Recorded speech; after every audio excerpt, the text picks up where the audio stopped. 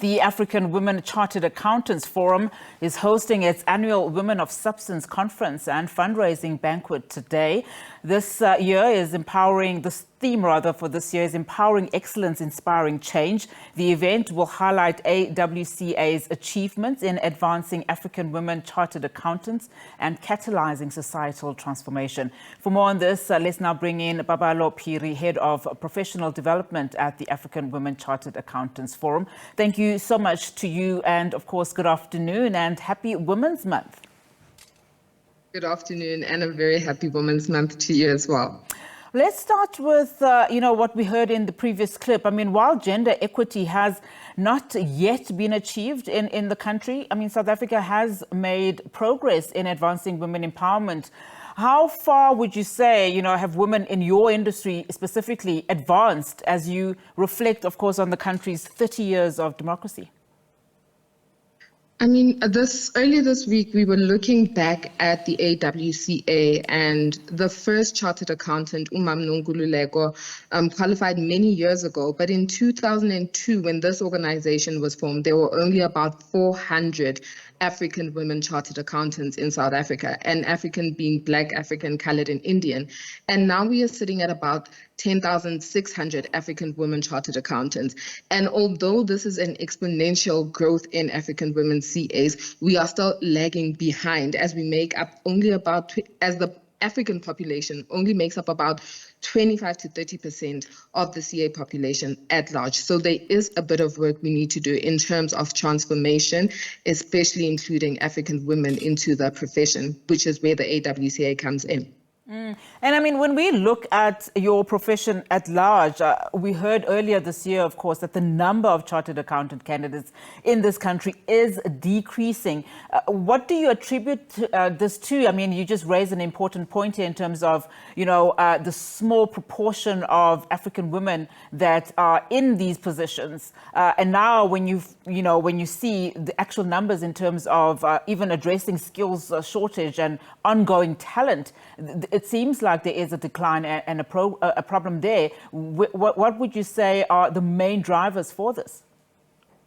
So the challenges that we are facing is that, firstly, it is difficult to get into university because lack of funds or failing to meet the qualifying criteria to enter into university. So to study accounting, you need to have mathematics at about 60%, if I'm not mistaken, and pure maths, that is, and not maths lit. So we have already a small pool of high school students who are doing pure maths, and then after that, very few can afford tertiary education. And that is where we then need support to just get more people into the pipeline so that we can get a stream of CAs entering the profession. And when we talk about, times have changed, particularly as you look at, COVID-19 and how everyone is in the pursuit of a more work-life balance, so to speak. When we look at women specifically in your industry, what are some of the challenges do you think that still persist there, specifically as, we start hearing the fact that organizations need to change. Individuals themselves are starting to pivot in terms of, the jobs that they choose and the way in which they work? I think we live in a very agile society, and what companies or corporate has to now do is actually keep up with the evolving employee, with the evolving professional, because people no longer want to be seen as just number crunchers or just purely focused on their careers. Women want to be mothers, we want to be nurturers, we want to be sisters, we want to be friends. So it is very important for companies to also know that now COVID has taught us that we can work remotely, we can work we can have hybrid work environments where you maintain a solid work-life balance. But also as an individual, you also have to remain true to yourself and teach yourself to have those boundaries in place to say, what am I prioritizing this week or this season? And I think for every individual, it goes on a case-by-case basis, but it's also just about being aware of yourself, your life, and what you want to achieve. When you look at your theme for this year, empowering excellence, inspiring change, when we take it back to, chartered accountants, specifically when we reference, just transformation in the industry, how well do you think it is performing, particularly as you try and make it more attractive for more women to enter the industry? The theme for this year was really paying homage to our four founders. And these are four incredible women who have really achieved excellence in terms of the profession. Mam Cindy Zilwa, Cindy Mabasokoyana, TD Ramukhoba, and Mam Zoto Manase. And empowering excellence, the AWCA has really produced some exceptional female leaders. We had this morning as our keynote speaker, Mrs. Patricia Stock, who is a product of the AWCA, who is now the first Black African woman CEO of the South African Institute of Chartered Accountants. So we have empowered excellence. We have given women a platform where they can, hone and harness their skills, not only technically, but their soft skills as well. And we have then created this output of really excellent leaders.